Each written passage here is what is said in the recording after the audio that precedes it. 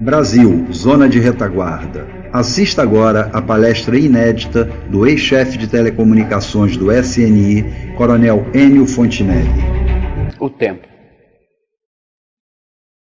Antigamente, os homens andavam muito mais devagar.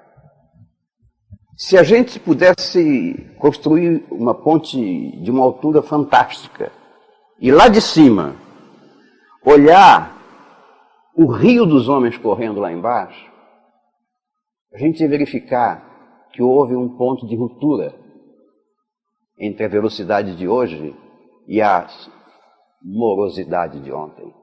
Não faz tanto tempo assim. O divisor de águas foi a Segunda Guerra Mundial. Até o final da primeira metade do século, o mundo era um. Na segunda metade do século XX, o mundo se transformou inteiramente. Tudo isso como legado da guerra. Nós estamos fazendo uma filmagem. Essa filmagem só é possível por causa da tecnologia desenvolvida na Segunda Guerra Mundial. Da mesma forma, os foguetes que vão à Lua, os satélites, os automóveis, o computador, principalmente o computador, tudo isso é fruto da Segunda Guerra Mundial. Então ela nos deixou um legado fantástico, mas ela não deixou só o bem. Houve legados da Segunda Guerra Mundial que foram fantasmas que acompanharam as nossas gerações e ainda vão continuar acompanhando por um bom tempo. A bomba atômica e o míssil intercontinental. No momento mesmo em que os aliados estavam derrotando o eixo e assinando um tratado de paz, os dois contendores que ali já se unhavam, já estavam preparando uma nova guerra.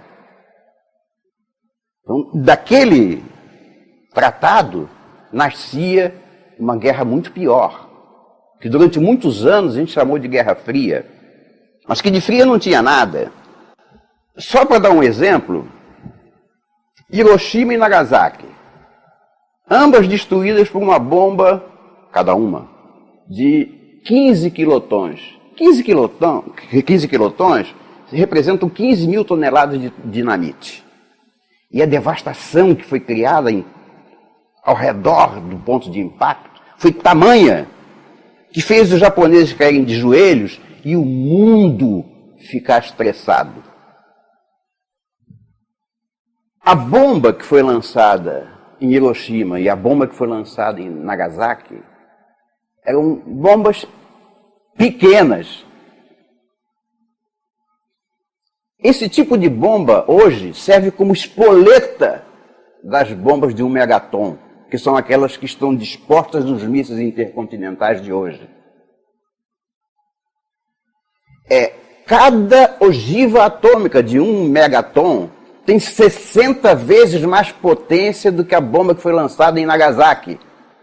E cada bichinho desses leva 8. Já pensaram do poder destruidor disso aqui? A quantidade de armas atômicas estocada, manuseada pelos dois lados em confronto, no caso a OTAN e a União Soviética, era tamanha essa quantidade que se alastrou pelo mundo, junto com o pânico, a ideia de que nós estávamos caminhando para o fim do mundo. A série de filmes e livros escritos sobre a catástrofe do fim do mundo. Isso tudo provocado e alimentado pelos dois lados em confronto. Na verdade, a gente, para entender o que significa o fim do planeta Terra, a gente tem que entender um pouco de bomba atômica. Aqui está uma bomba de 1 megaton, essa que eu disse que está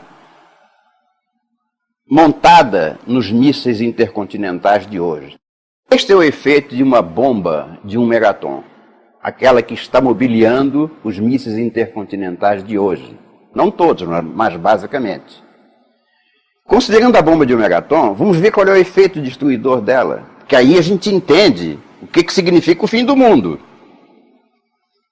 Se considerarmos o ponto de impacto,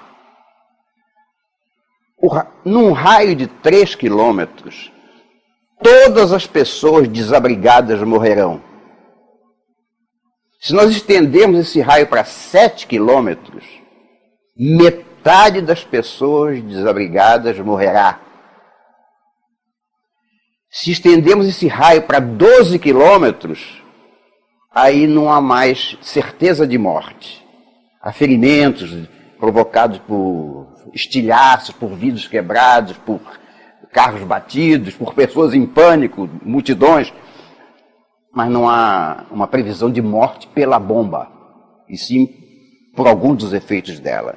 E se o mundo tivesse prestado atenção ao volume imenso de dinheiro que foi gasto na defesa civil, nos abrigos atômicos, se o mundo soubesse que embaixo de Pequim existe outra Pequim, se o mundo soubesse que os metrôs do Canadá foram construídos a uma profundidade capaz de servir como abrigo atômico, se o mundo soubesse que a Suíça já construiu abrigo suficiente para a totalidade da sua população, e se a gente soubesse que a tecnologia disponível depois da guerra permite a informação tão rápida e muito mais rápida do que a velocidade do míssil, a gente saberia que há tempo suficiente, até para uma cidade como Nova York, a partir do alarme e até a explosão, toda se abrigar.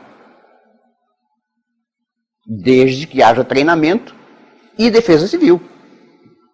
Mas foi isso que o mundo construiu debaixo dos nossos olhos e nós não vimos. Você pode jogar os 300, 400 mísseis soviéticos sobre os Estados Unidos e o máximo que vai acontecer é destruir uma área não maior do que a ilha de Manhattan. Estou exagerando um pouco para fazer bastante impacto. Mas o país não vai ser destruído. A intenção da bomba era destruir a população. Mas a defesa civil não vai permitir que isso aconteça. Eu falei do alcance de 12 quilômetros, mas eu não falei no efeito pior. O efeito pior é a nuvem radiativa. Porque quando a bomba estoura, forma o cogumelo lá em cima, esse cogumelo vai dar origem a uma nuvem radiativa. E o impacto de temperatura entre ele, que está muito quente, e a atmosfera, que está muito mais fria, vai provocar chuva. E essa nuvem de chuva radiativa vai caminhar ao sabor do vento. Então, imaginem 400 bombas, 500 bombas explodindo ao mesmo tempo. Porque a guerra nuclear não dura 24 horas. Ninguém imagina uma guerra nuclear no dia seguinte. No dia seguinte está todo mundo correndo para os seus abrigos, para as suas novas tecnologias, para as suas novas estratégias. A guerra vai durar 24 horas. Mas nessas 24 horas, a interação de todas as nuvens radiativas em cima do território, flutuando ao sabor do vento, vai contaminar tudo. Mas o que eles não disseram para a gente é que era mentira a destruição do mundo.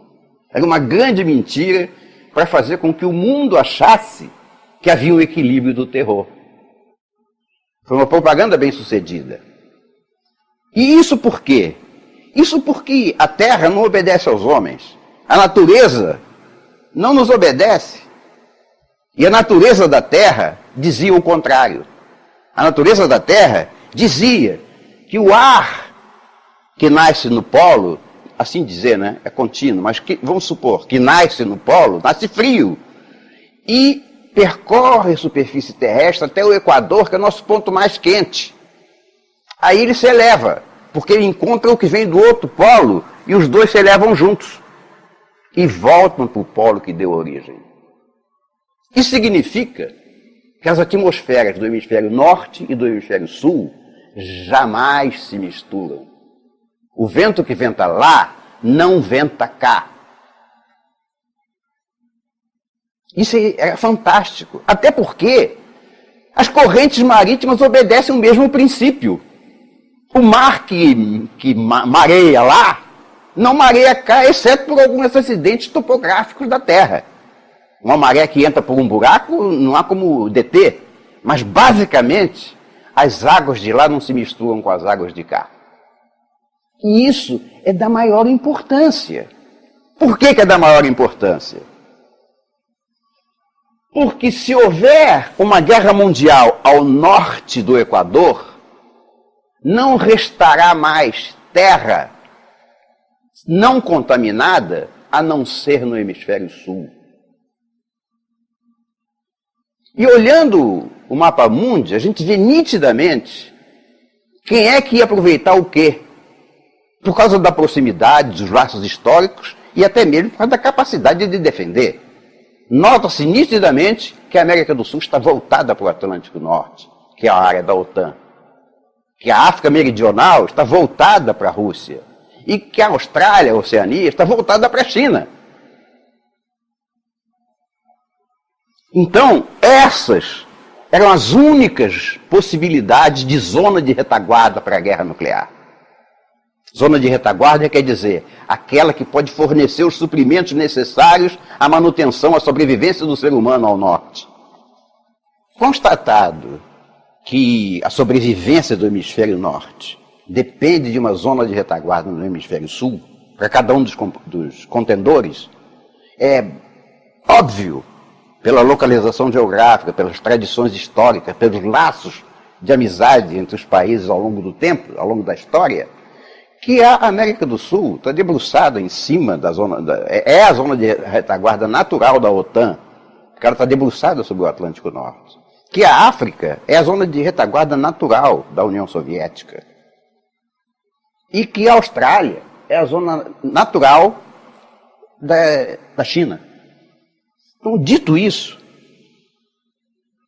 por razões que não me cabem comentar, o bloco ocidental teve muito mais sorte. Porque pegou uma zona de retaguarda que, primeiro, não precisava ser dividida. Porque o Brasil, em si, por si só, é um continente.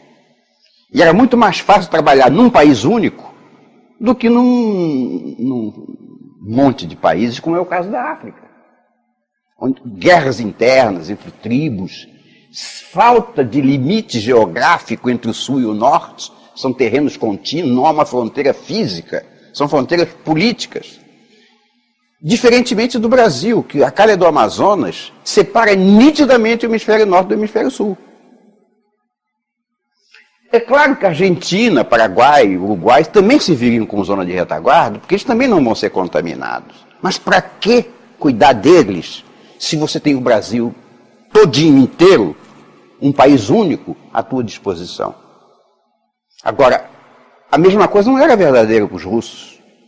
Porque, embora eles tivessem a capacidade de transformar a África Meridional em zona de retaguarda, eles não conseguiram, apesar de todos os esforços. Vocês estão lembrados que até os cubanos foram mandados pelos russos para a África, para combater aquelas brigas locais. Mas não tiveram muito sucesso, né? Não tiveram muito sucesso. A África não conseguiu se desenvolver. E com relação à Austrália, que está debruçada em cima da China, praticamente, descobriram que lá só tem canguru. Dito isso, praticamente não precisa demonstrar a enorme vantagem do bloco ocidental, da OTAN, sobre os oponentes. Constatado isso, a grande vantagem do Brasil como zona de retaguarda para uma guerra nuclear ao norte, os estrategistas da OTAN, e eu me permito daqui para frente falar dos Estados Unidos, porque era a potência da OTAN, era o embasamento de toda a estratégia da OTAN. Então os estrategistas americanos olharam para o Brasil com aqueles olhinhos de o que nós vamos fazer? Como é que nós vamos aproveitar isso? O que é preciso ter uma zona de retaguarda?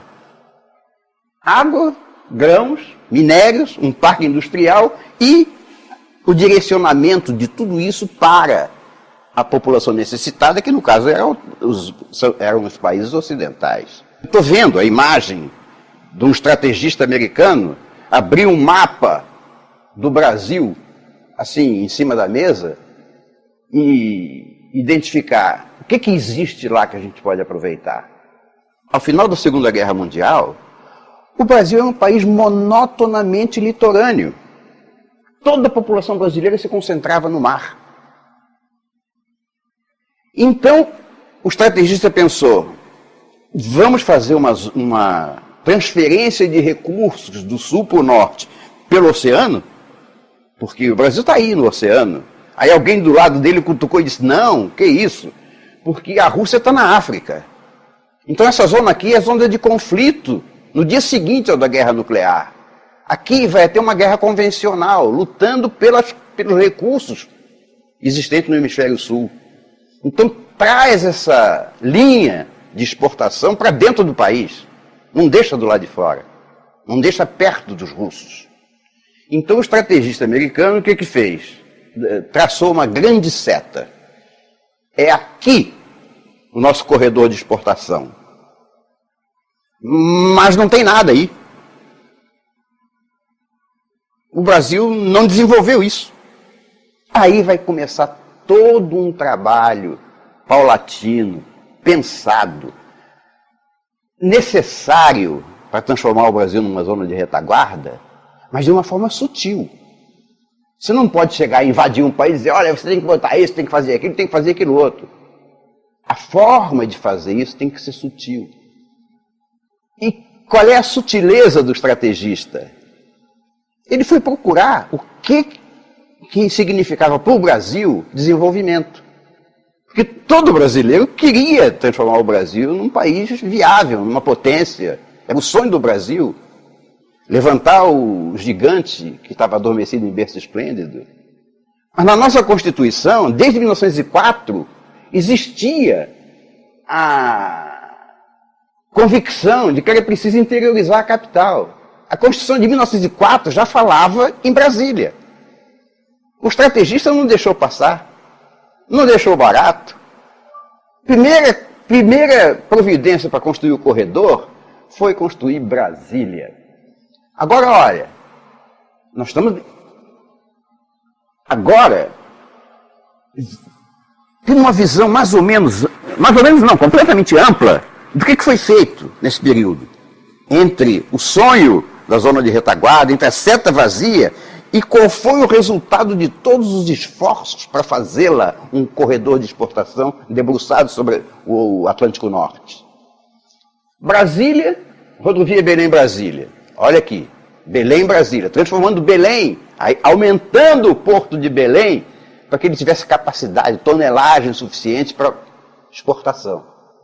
Nessa exportação, leia-se, exportação para as populações atingidas. Agora, só que a rodovia Belém-Brasília foi construída apenas como o abre-alas de outras duas vertentes muito mais poderosas do que uma rodovia. Uma ferrovia de grande porte e uma hidrovia de grande capacidade. Então foi imaginado pelo estrategista, desde lá, a ferrovia Norte-Sul, que saía de Brasília, perto de Brasília, e ia até o porto de São Luís. Se chama Porto de Itaguaí, em São Luís. Aí estava completado o transporte. Mas transportar o quê? O quê? Quando Juscelino pensou que estava imaginando Brasília, ele estava cumprindo um dever de casa que ele não sabia que tinha sido dado pelos que estavam financiando o projeto. Ao mesmo tempo que ele construiu Brasília e pensou em construir a rodovia Belém-Brasília, ele também mandou irrigar o Cerrado, que era uma área inóspita e que, de repente, foi transformada na maior produtora de grãos por quilômetro quadrado do mundo, com capital japonês. Que depois da Segunda Guerra, nós sabemos, o Japão foi invadido pelos Estados Unidos politicamente e até foi proibido de ter exército. Então, a irrigação do Cerrado propiciou a geração de grãos Era uma coisa necessária. E a água? Bom, o aquífero amazônico, ele por si só é maior do que o segundo aquífero, que é o do Atlântico, que já era o maior do mundo até o outro ser descoberto. Então o Brasil detém mais de 2/3 da água mundial. Então, para os estrategistas do Norte, isso ao longo de vários anos, estavam sendo resolvidos os problemas. O problema da água estava resolvido, o problema dos grãos estava resolvido, o problema de como transportá-los para o Atlântico Norte estava resolvido, e o resto, tudo simultâneo. Nós sabemos que a vocação mineralógica brasileira estava em Goiás e Minas. Minas Gerais, por sinal o nome. As nossas minas estavam repousadas sobre Goiás e Minas Gerais. Não por coincidência, nesse período, foi descoberta uma só zona, uma só, Carajás, que era mais do que o triplo das outras duas juntas. Com uma vantagem extra, é que Carajás, por necessidade de exportação, e são os empresários brasileiros que precisavam exportar os produtos de Carajás. Primeiro precisavam transformar alguma coisa aqui, e essa transformação exigia energia elétrica. A energia elétrica era indisponível na região. Aí nasceu a necessidade de construir Tucuruí, a segunda maior hidrelétrica brasileira aqui. Exatamente para fornecer a energia necessária para a transformação dos minérios em produtos exportáveis para sair por que porto? A ferrovia Carajás, que vai até São Luís de novo. Então esses dois portos, Manaus Belém e São Luís, foram previamente escolhidos e exponencialmente desenvolvidos para atingir a capacidade exportadora que hoje eles têm, e que na época não tinham quase nada. Tá bem, falamos nisso. E a capacidade industrial, onde está? Ela não está, ela já estava. São Paulo sempre foi a locomotiva do Brasil. A nossa indústria estava localizada exatamente no pé do corredor. Não precisava fazer mais nada. Era só desenvolver São Paulo. A indústria de São Paulo. E nós sabemos o que aconteceu com a indústria de São Paulo na segunda metade do século XX. Então está aí. O corredor de exportação da zona de retaguarda, que eu chamo de ZR Brasil, debruçada sobre o Atlântico Norte, para atender as necessidades da OTAN, Organização do Tratado do Atlântico Norte, fundamentalmente formada pelos países ocidentais. Enquanto isso, coitada, a Rússia estava quebrando cabeça lá na África e a China nem pensava em entrar na Austrália porque ia encontrar canguru. Sim, porque para os estrategistas do Norte, era óbvio que eles detinham a zona de retaguarda em melhores condições do que o bloco oriental. Mas eles sabiam também que não podiam ficar parados, porque no day after, a guerra convencional, que certamente se seguiria, ia ser travada aqui no Hemisfério Sul. Mais precisamente no Atlântico Sul, porque a África está com a Rússia e o Brasil está com os Estados Unidos. Eles vão se confrontar, é aí.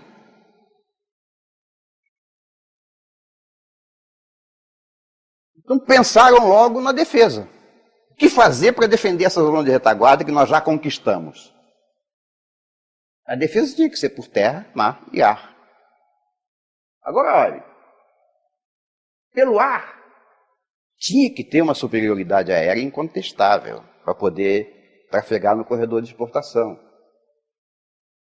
Agora, só que essa possibilidade de superioridade aérea passava por um fenômeno, um fator indispensável e que o Brasil não dispunha. É o controle aéreo.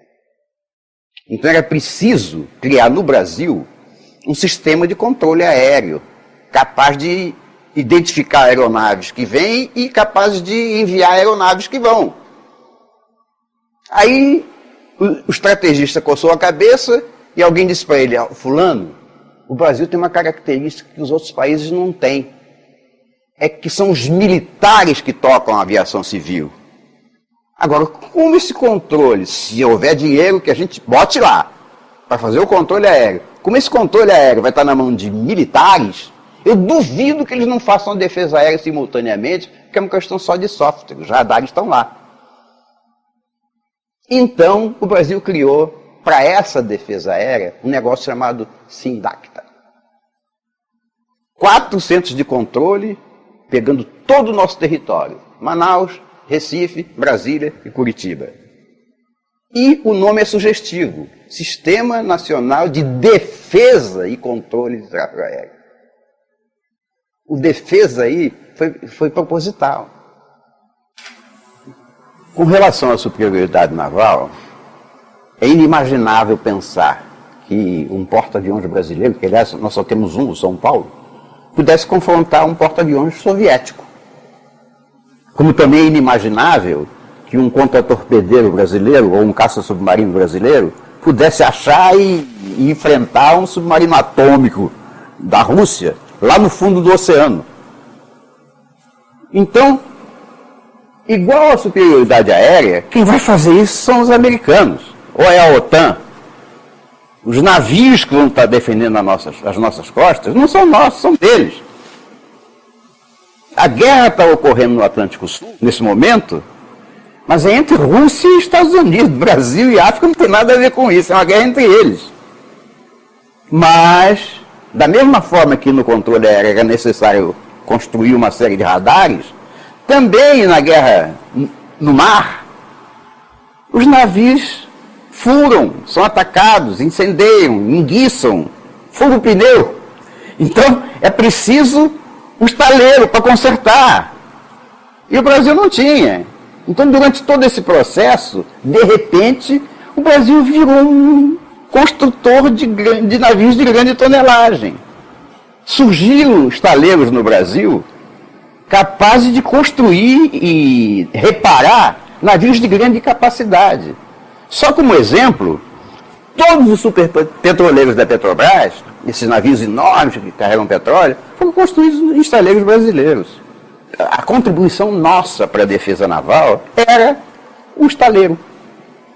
Com relação a tropas e equipamentos, esquece. Esquece porque é americano mesmo. Entre combater o russo ou o chinês com as nossas forças e deixar que os Estados Unidos entrem no Brasil e defendam, não há dúvida. Quem vinha para cá defender o território eram as tropas da OTAN. Agora, a gente viu a linha do Equador. A gente viu onde é que começa o hemisfério norte e termina, igualmente o sul. Mas sempre há o perigo da invasão pela Amazônia. Daí Cuba e Venezuela que não me deixam mentir. Mas não só a Amazônia, por si só, já é um obstáculo considerável, como a possibilidade de a gente ter tempo de reagir é infinitamente maior do que em qualquer parte do território. Então lá, não precisava ter uma defesa física constante, bastava um cordão de vigilância. E foi isso que foi feito. Essa vigilância foi concretizada através do projeto Calha Norte e do Civan. O projeto Calha Norte, para quem não sabe, foi um projeto imaginado pelo governo federal para dar presença federal em toda a nossa fronteira amazônica, do Amapá ao Acre. Mas, no final, só nasceram os pelotões do Exército espalhados nessa fronteira, que era o interesse da zona de retaguarda. Então, esse cordão do Exército lá não serve para defender, ele está lá só para vigiar, para dar tempo para avisar que o inimigo está chegando, porque a floresta amazônica é o intervalo que as forças de segurança precisariam para confrontar o ataque vindo de lá. Da mesma maneira o Civan, é um sistema de vigilância aérea da Amazônia. Vigilância aérea da Amazônia. O próprio nome diz que ele não se trata de defesa, é vigilância. É para alertar a base de defesa que está em Manaus, do Sindacta. Tá? Então, foram concretizados o Sindacta, como eu falei, os estaleiros. A indústria bélica brasileira nasceu da necessidade de produzir aqui os tanques que fossem perdidos em combate. Porque lembrem-se, as fábricas dos tanques lá no hemisfério norte estão comprometidas no day after. É preciso trazer para cá a capacidade de construí-los.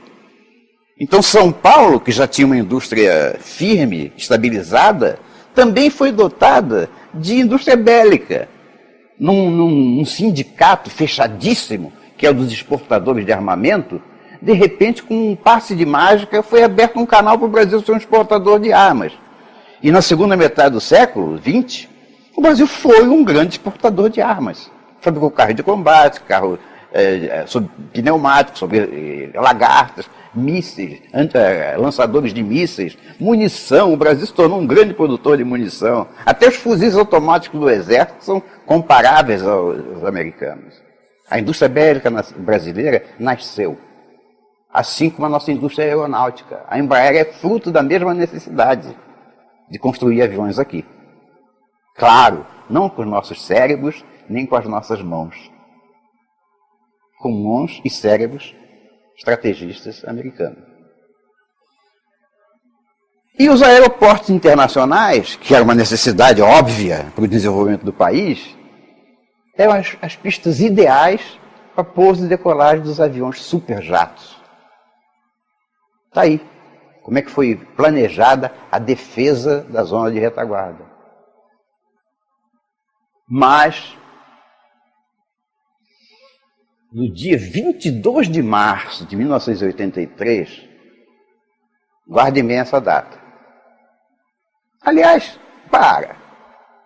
pensa que idade você tinha, o que você estava fazendo? Você já era nascido? Pensa no que você estava fazendo nesse dia, que a Guerra Mundial nunca esteve tão próxima quanto nesse dia. Nesse dia podia ter acontecido a Terceira Guerra Mundial atômica. Porque, poucos anos antes,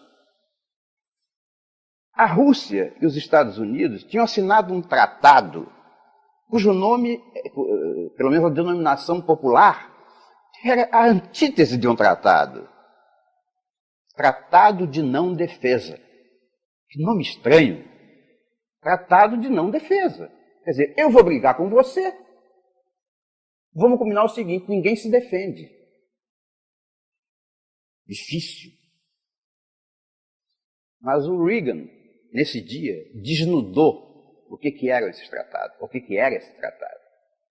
Porque ele foi para a televisão americana e declarou, ao vivo e em cores, que os Estados Unidos estavam iniciando a construção de um escudo espacial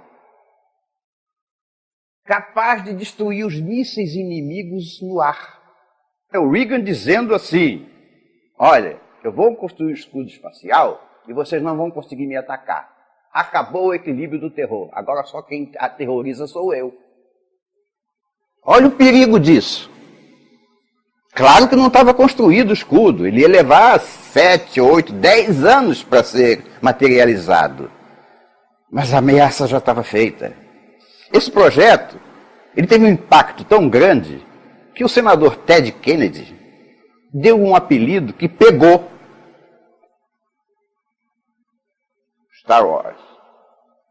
Então, o Star Wars foi o fantasma que se levantou do túmulo e envenenou ou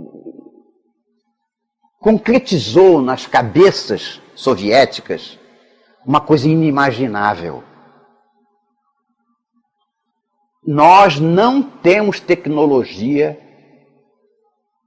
nem dinheiro para acompanhar o ritmo do desenvolvimento do escudo espacial americano. Aí, os cérebros soviéticos, principalmente os cérebros militares soviéticos, disseram assim, bom, se é para ter esse escudo, é melhor a gente atacar antes. E por isso é que a Guerra Mundial foi iminente. Eles tiveram a tentação de atacar. Então, quando esse panorama apareceu, algum luminar lá no Comitê Central do Partido Comunista Russo, disse assim, peraí, deve existir uma outra forma de atacar o mesmo problema. A gente pode retardar o processo deles para que a gente tenha fôlego, tempo, para poder acompanhar o ritmo tecnológico. Mas como? Como é que vamos retardar o processo deles? Só se a gente mostrar que não existe mais perigo de guerra. Como? A gente acaba o comunismo. Porque aí o mundo vai entender que não existe mais razão de conflito. E o Congresso americano vai entender que a enormidade de verba desviada para isso pode ser utilizada para outra coisa. Daí é que nasce o Gorbachev. O Gorbachev não é fruto de um desejo soviético de mudar o sistema, porque estava muito aprisionado, agora vamos nos liberalizar, vamos fazer o homem ser mais livre. Nada disso. O Gorbachev é fruto de uma derrota militar. Eles não tinham alternativa. E ele recebeu um dever de casa muito explícito pelos militares russos, e que eu não estou dizendo por informação, por ouvir dizer, não, está escrito em documentos que são facilmente encontráveis. O desafio que o exército soviético colocou na mão do Gorbachev. Olha, tá bem, você pode promover a glasnost e a perestroika, mas se você não obtiver a retirada dos recursos americanos para o projeto, nós vamos atacar. Então, esse era o dever de casa do Gorbachev. E ele cumpriu direitinho. Quando ele anunciou a glasnost, a perestroika, o Império Soviético se explodiu em 29 países. E com lutas internas, inclusive. E o Congresso americano retirou as verbas do Star Wars. Agora, será que eles se contentavam com isso? Quer dizer, eu perdi e não tem mais nada a fazer? Vou pegar meu boné e vou para casa derrotado? Não era bem assim. Não era bem assim. Vamos mudar de estratégia. Quando caiu o Muro de Berlim, automaticamente o projeto soviético mudou de feição. Retardar o Star Wars e inviabilizar a zona de retaguarda do Brasil. Porque ela era o credor da coragem americana. Porque o americano sabia que ele estava prestes, no momento de deflagrar a Guerra Mundial. Mas ele tinha um trunfo na manga, ele tinha um coringa. Ele tinha uma zona de retaguarda e os outros não tinham. E por saber disso, é que o Gorbachev entrou no jogo. Nós estamos chegando perto do Brasil de hoje. Porque esse retardamento está acontecendo até hoje. Quando caiu o Muro de Berlim, quer dizer, mostrando para o mundo inteiro a derrubada do comunismo, foi um show. As televisões do mundo inteiro mostraram quase que simultaneamente. Mas o que era inesperado aconteceu. De repente, os magnatas americanos e europeus viram nascer na União Soviética centenas de milionários ao mesmo tempo. E aí pararam. Como milionário num regime comunista? Então o regime comunista foi uma farsa. Ele é incapaz de governar a economia. Então havia um capitalismo subterrâneo na União Soviética. Mercado negro, grandes milionários, trocas financeiras, tudo combinado com a cúpula. É o que está acontecendo aqui. Tá? O governo protegendo os magnatas russos e se tornando também eles magnatas, enquanto a população sofria a desgraça do comunismo. Mas isso Wall Street descobriu. E quando descobriu, apareceu um negócio chamado a Nova Ordem Mundial. Que é um projeto muito antigo. Isso aqui vem lá da Idade Média. A gente já ouve falar muito de maçonaria, de Illuminati, coisas que vêm lá do passado e que sempre estiveram na veia do universo, pelo menos no nosso universo terrestre. Sempre estiveram nas nossas veias, esperando um momento para vir à luz. Tinha chegado o momento. Os magnatas dos Estados Unidos, da Europa, do Japão, perceberam que eles poderiam se aliar ao comunismo. Como? Era óbvio. Era um magnata perguntando para o outro: vem cá, você gosta de ter concorrência? Deus me livre. Na Rússia não tinha. A indústria que fabricava automóvel era do Estado. Não tinha concorrente. Então E quem é que fixava o preço? Quanto o povo aguentasse pagar, porque não havia concorrência. Que bacana. E imposto? Que imposto, rapaz? É o Estado que está fabricando. Mas que regime bacana, hein? E eu aqui pagando imposto, eu tendo que botar projeto no Congresso para ver se defendo a minha siderurgia, o outro... Não era necessário nada disso se a gente tivesse sido comunista. Então, foi o plano maquiavélico, o demônio entrando sobre o mundo. Foi exatamente quando os magnatas do mundo ocidental resolveram que a solução era o comunismo. Aí, a gente consegue entender uma coisa que era inexplicável. Como é que os Estados Unidos, a OTAN, que levou meio século para desenvolver uma zona de retaguarda, de repente deu as costas para ela? Por que deixou aparecer aí Venezuela? Por que Porto de Mariel? Como é? O americano ficou parado, sentado no meio-fio, chorando? Não, eles eram cúmplices. A gente entende aí por que foi criado o Fogo de São Paulo.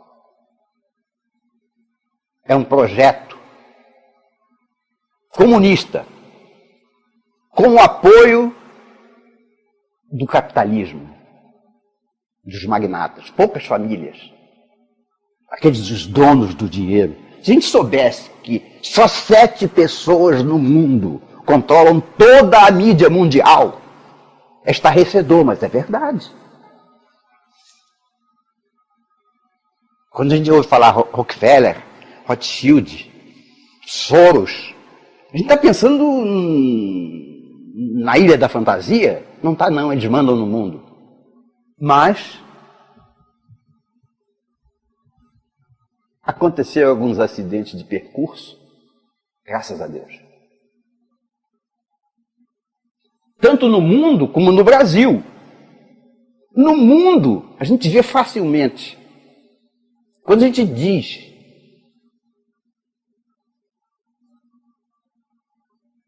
que isso aconteceu, a gente não entende exatamente qual é o espírito da coisa.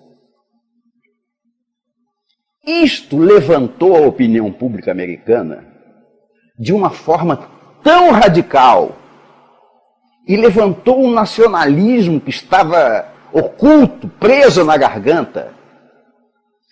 E os magnatas perceberam que eles eram vulneráveis a ataque no seu quintal. Então eles começaram a rediscutir o problema. Peraí, não era bem isso, a gente não tinha combinado isso. Eles queriam regimes totalitários no mundo inteiro, independente de ser comunista, império, califado, o nome que quisesse dar, desde que o regime fosse totalitário, que a população fosse escravizada e o capitalismo dominasse as bases da economia mundial. Daí o Estado Islâmico apareceu também. Não o Estado Islâmico, os muçulmanos, os árabes. Porque para eles interessava também a manutenção do poder. Quer dizer, qual é o califa lá, o sheik, que não tem medo da população se voltar contra a riqueza dele?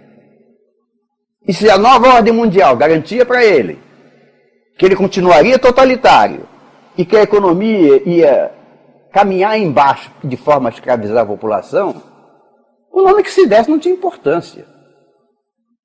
O segundo acidente de percurso é bem definido, porque depois de todo o desdobramento da queda, vamos chamar assim, do Império Soviético, aquele esfacelamento,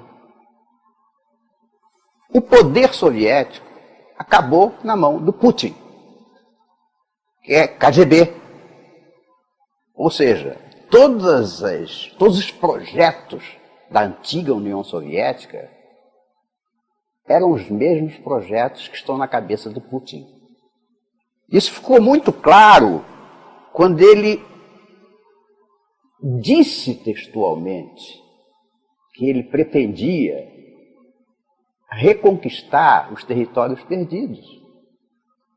E colocou isso em prática logo na Crimeia. Quando a Ucrânia se declara favorável à incorporação à OTAN, ele invade a Ucrânia. Invade de forma indireta, mas nitidamente russa. É o outro acidente de percurso. A tentativa da Rússia de reconquistar o espaço político perdido, que não estava nos planos da nova ordem mundial. A gente não tinha combinado isso. Em seguida, aparece o Estado Islâmico. Também não tinha sido combinado. Quer dizer, teoricamente, para a nova ordem mundial, qualquer regime totalitário serve, ou servia. O sheik, o califa, o ayatolá, cumpriam todos os papéis. Eles eram totalitários e o capitalismo grossando embaixo deles. Perfeito para o projeto. Mas a tolerância com que os árabes conduziram o processo de formação da sua juventude, deixando que os extremistas ocupassem espaços cada vez maiores, foi a célula máter, a semente, o ovo da serpente do terrorismo internacional. É que esses terroristas ganharam tanta confiança que resolveram conquistar um espaço físico que antes não tinham. Eles estavam escondidos no Afeganistão, no Paquistão, na Arábia Saudita. Não bastou. Eles resolveram criar um Estado com um território. Nasce o Estado Islâmico que estava fora do programa. Porque o programa do Estado Islâmico é acabar com a civilização ocidental via religiosa. O maior inimigo deles é o cristão. Isso não estava nos planos da nova ordem mundial, porque eles são cristãos. Agora, mais estarrecedor que tudo isso é que a Rússia, no século XXI, eu vou repetir, hein? No século XXI, construiu o maior abrigo nuclear do mundo, nos Montes Urais, ligado a abrigos nucleares em Moscou, até com rodovias subterrâneas. O que é isso? Para que abrigo nuclear se não vai ter guerra nuclear? Isso foi um acidente de percurso e tanto. A nova ordem mundial rachou. Os magnatas racharam. Muitos deles deram um passo para trás. Não é isso que a gente quer. Nós estamos em risco. Aí eu imagino uma reunião da Trilateral ou da Comissão de Bilderberg, tudo isso faz parte do projeto da nova ordem mundial. Eu imagino eles reunidos e dizendo assim: meu Deus, a gente entrou num barco furado. Nós estamos colocando a cabeça na guilhotina. Como parar isso? Dá tempo, dá tempo. Aí eles olharam em volta disseram: dá, ainda dá tempo. Por que dá? Dá porque o que a gente pensou que ia acontecer para o domínio mundial, que era a comunização da zona de retaguarda dos Estados Unidos, ainda não aconteceu. Não aconteceu? Não, porque lá também houve acidentes de percurso. O primeiro deles foi que a nação brasileira é essencialmente cristã. Então, dentro do ânimos, dentro da alma brasileira, existe o sentido de Cristo, existe o sentido de justiça, existe o sentido do bem. E aí, esse obstáculo formou um muro praticamente intransponível para os projetos do PT, que era, em síntese, a mão amiga que afagava a nossa zona de retaguarda para conquistar todos os corações e, finalmente, todos os territórios. Não aconteceu por essa muralha chamada Igreja Católica, reforçada pelos evangélicos, porque também são cristãos, são navegantes do mesmo barco. Então a gente pode dizer que a quase totalidade da população brasileira está no mesmo barco contrário a esse projeto, o que não era esperado. Um outro acidente de percurso foi que quem era a mão, quem era o operador do sistema que deveria ser implantado, que era o PT, no nosso caso, foi desnudado por esse outro acidente de percurso, Roberto Jefferson. Mas ao desnudar a primeira falcatrua, ao mostrar o caráter do poder que estava tentando se perpetuar de uma forma amoral e ilegal, foi aqui. Daí para frente é que a gente pode assistir. Por isso é que a gente está aqui hoje, falando essas coisas. Porque nós somos fruto de uma reação ocorrida aqui com Roberto Jefferson. Dali surgem as redes sociais, começando a realmente desnudar o projeto comunista do Brasil. E isso vem num crescendo que está se tornando incontrolável. Os comunistas perderam a guerra das redes sociais. Tentam obstar esse caminho, mas ele é avassalador. Com o racha da nova ordem mundial, ele botou magnatas, donos de dinheiro, do lado de cá. Isso quando a gente tenta transferir para a nação americana, que ela é bem consistente, ela é muito mais coesa do que nós. Eles são muito mais conservadores na origem, no ânimos, do que nós.